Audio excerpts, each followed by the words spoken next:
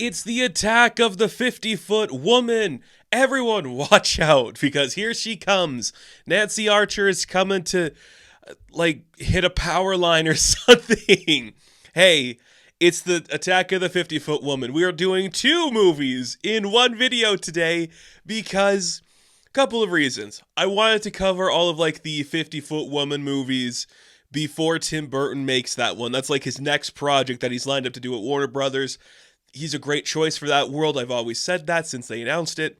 Really cool. The other thing is, I was going to do both of these movies separately. We're talking about the original one from 1958 and the TV movie one from HBO in 93. I could do two videos, right? That'd be easy enough. Then we could compare them. Here's why I didn't put both of those in their own video. One, it's a TV movie and it's a bad movie. And two, the original movie, 65 minutes. I'm hey, I can whip both of these out in one day. And I did. I watched both of them back to back. I started with the TV movie because I wanted to work backwards. But then I was well, the other one's only 65 minutes. I could just watch this right now too. So I watched both of them. And we're going to compare notes. We're going to talk about both of these movies. One starring Allison Hayes, a film screen legend who is just doing something really cool in that classic era, the 50s sci-fi.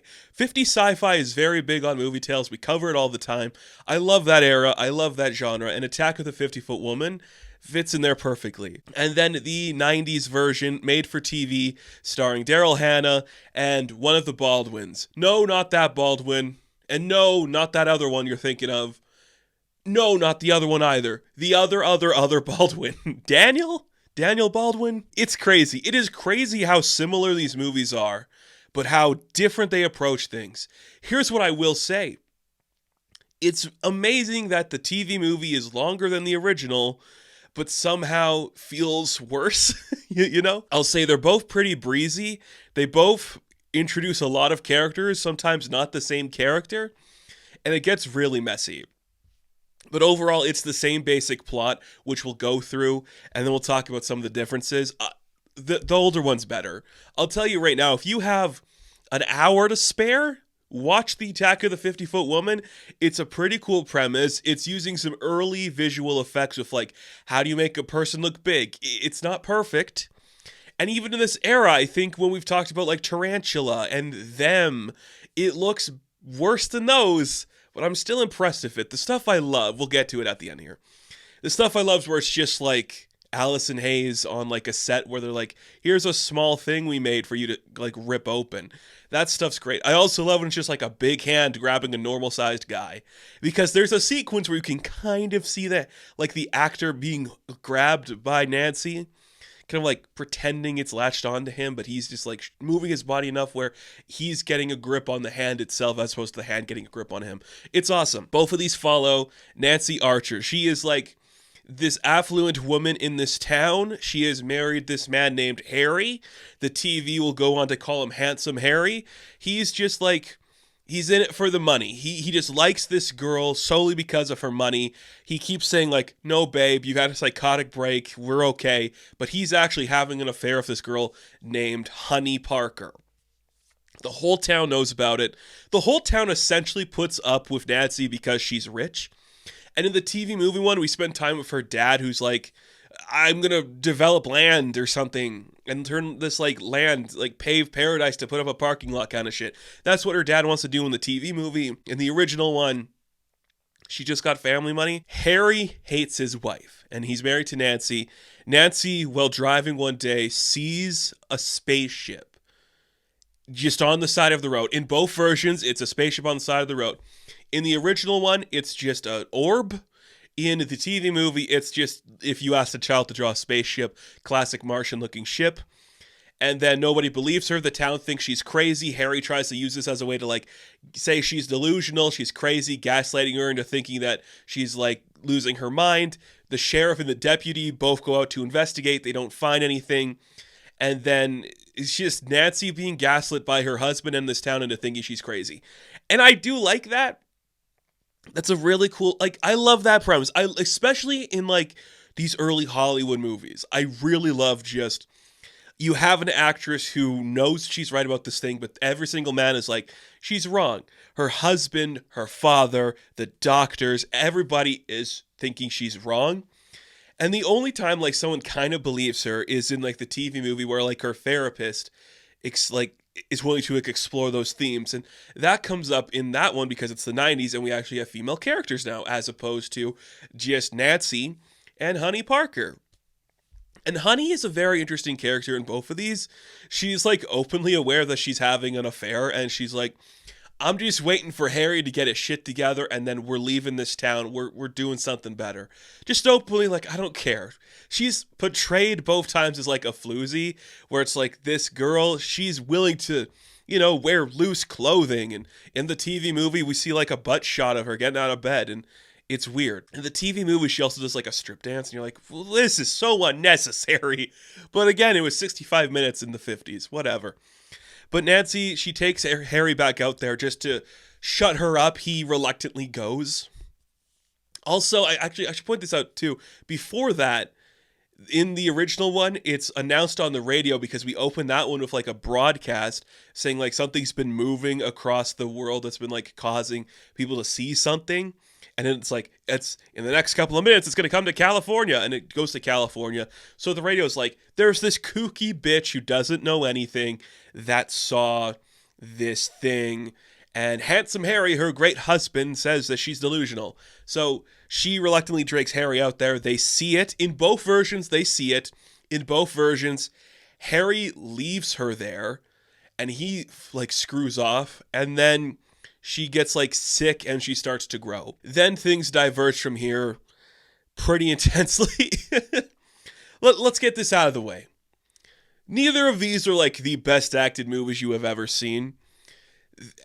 I would argue they probably both have the same budget, too, because, my God, do some of the sets and locations we do in the TV movie look so classic sci-fi.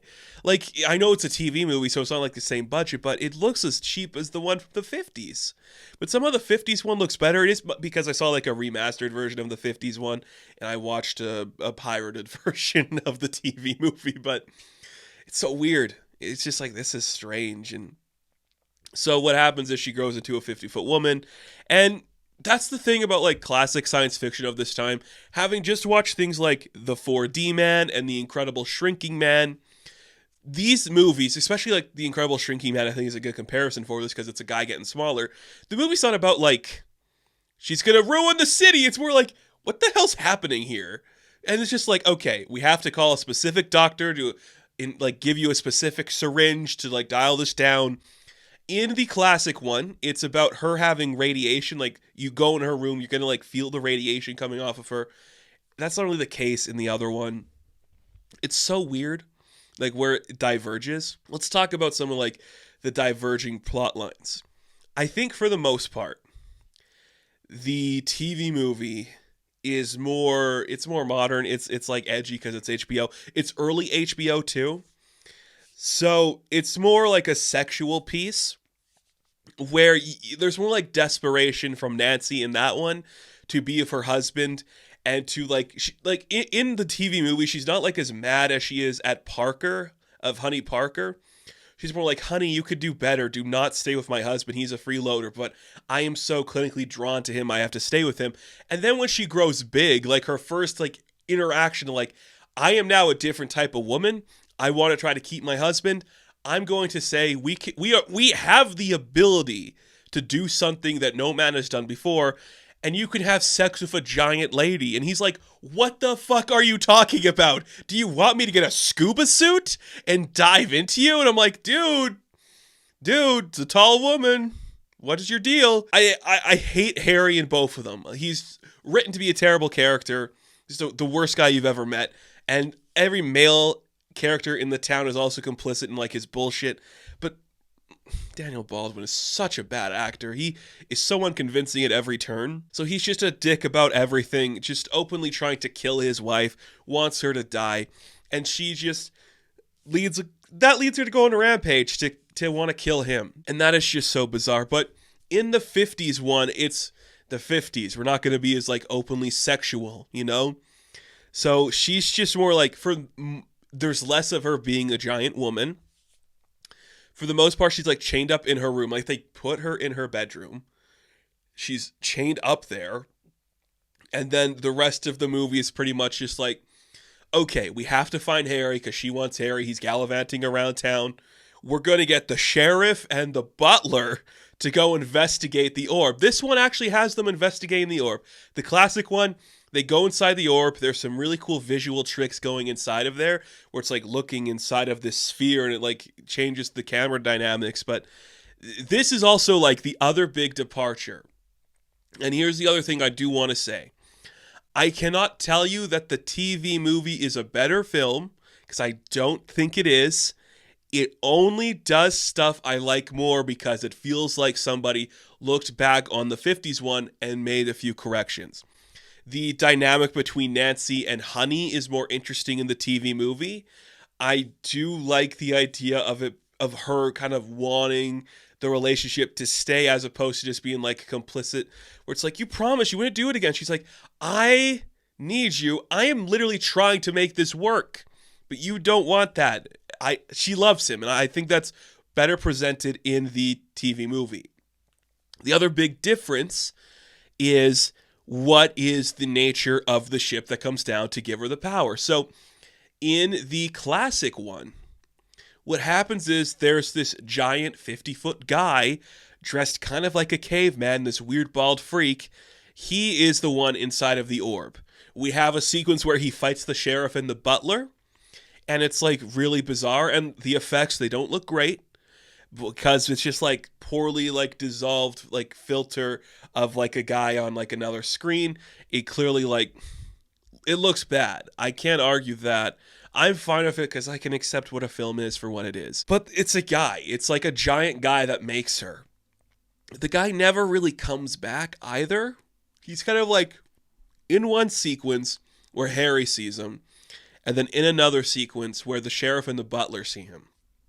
Then he doesn't come back. Which you're like, okay, I don't think you needed that. Which is why in the TV movie that is corrected, where it's not actually, I really like the ending of this one, where it's not actually like a guy, but inside the spaceship are two other 50-foot women, and it starts to become like this metaphor for like the power of feminism and like training your man to be submissive and obedient, and that's way more interesting. That is way more interesting than just, here's a big guy that obviously wanted to bone her, but she died. It's way more cool, like. So, the basic message of Attack of the 50-Foot Woman and the character of Nancy Archer is that it's a woman who is gaslit by this town into thinking she's not crazy. Everyone is against her. It increases her anxiety and her stress. And it's like the metaphor of the Hulk. The angrier she gets, the stronger she gets, until she can no longer, stay complicit in the actions being taken by her husband, that she lashes out. And it just happens to be like a big metaphor for like, destructive nature and all that stuff. In the TV movie, they joke about like, you found a new form of PMS. Like, I know what we're doing. Okay, I'm a fan of She-Hulk. I know what this whole thing is. I really like that. And I think in both cases, it handles. Okay, I'll say this. In both cases, that is clearly what they're saying here, where it's like she is angry and she is stressed, and that is leading to her being like this violent person. I think it works good for both stories. Like the way they tell the story, that specific nature works good for both of them. I feel like the idea is better than the execution. But that is the case for a lot of stuff. Now, we haven't really talked about them. Let's talk about our Nancy Archers for a minute. Alison Hayes, classic, film legend. She is really good at this because, like, when she does change, there is just something, like, deeper and more chaotic to her presence, which I really like. It's a femme fatale of the 50s, where it's, like, nobody believes she's doing this thing. You do lose her for a lot of the movie where she's kind of, like, locked away. But then when she shows up to terrorize the town, it's really powerful and it's really cool. Like, she makes that work so much. And what I say about Daryl Hannah, she's given more to do. They definitely try to fix some things with the character. And I like it. I'm not against it at all because she is more like, You want to put unknown chemicals into my body? I'm not going to let you do that. You want to like submit me and take me away for experimentation or something? I'm not going to do that. I feel safer here. They make the doctor and psychiatrist in the TV movie one a woman, as opposed to in the original where all of the doctors are men, and the only female character that is like associated with like the medical side is a nurse who screams at the very sight of a large hand. So that's handled better in the 90s version. And Daryl Hannah, she's just really fun and sexy. And it's a really good question, because you're like, who could be like a modern equivalent of an Allison Hayes and Daryl Hannah? My worry is because she's already working with Burton that they're going to be like Jenna Ortega should do this role. I don't think that's the case. I think you need like a little bit more maturity, but not like, a Helena Bonham Carter mature. You have to find like that right balance. I think April Bowlby would have been perfect if she wasn't Elastigirl in the Doom Patrol stuff. Thandie Newton, maybe? No, I don't know. It's complicated, but I like both of them. I think they're really good. And then it just becomes like, okay, the doctors want to infect her. She doesn't want that to happen. So she's going to try to find her husband. She knows exactly where her husband is. He's down at the hotel, getting it on of Honey Parker. And then the movie becomes her going to attack him both times, where she's sick of it. She is sick of it. And here's where the other key differences happen. In the original one, when she goes to attack Harry at the very end, she walks through the town. Everyone starts to freak out. She like scares some teens. Everyone files into the police car to chase her down.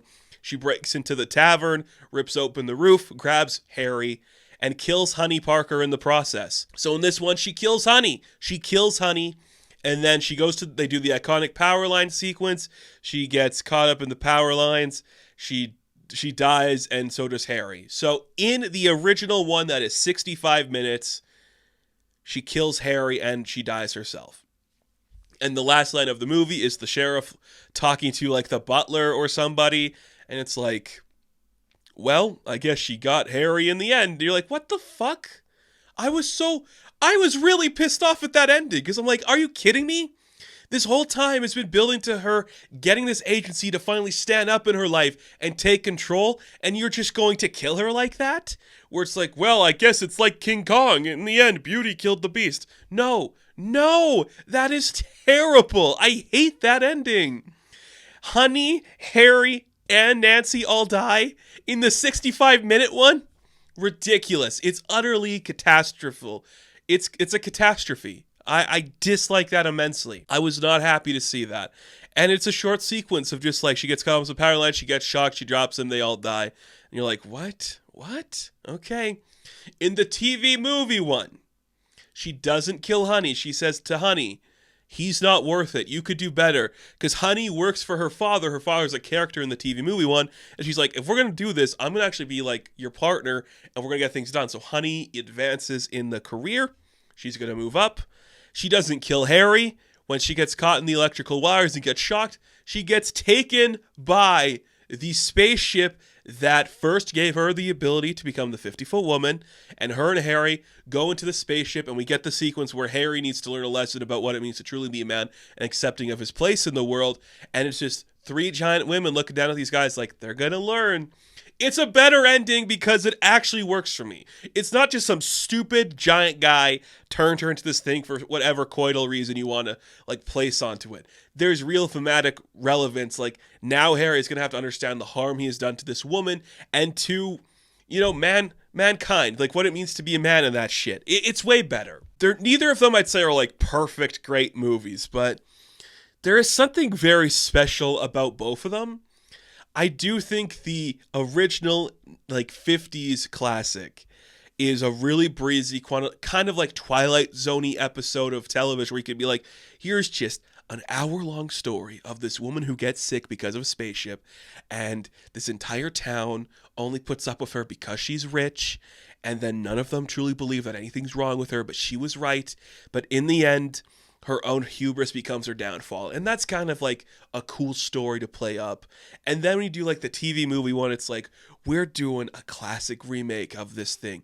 It's going to be a little more risque. We're going to say swears. We're going to show you some butt, and we're going to modernize it up so the female characters have more agency and they're not as like complicit in the crimes of what the men are doing to this girl. And we're going to spend more time with the character of the 50-foot woman. So when we build up to her attacking, it feels like it's more earned as opposed to a woman who just wants to beat up her husband. It's very interesting. And I definitely can see how you can look at this and be like, there's a modern story to have here, which I'm all for. I am 100% all in on whatever that could be. Because I don't hate this concept. And while these movies didn't fully come together, the TV movie has some bad acting. And I genuinely like the effects when they're bad in the 50s one, but I could really notice like, oh, if we just spend a little more time making this look different, it would be a little better. They both work for me. Like they're still both the kind of stories I would watch over a lot of other stuff. I wish I was just more like, yes, awesome. I love this to no end. The ending really kills me on the classic one.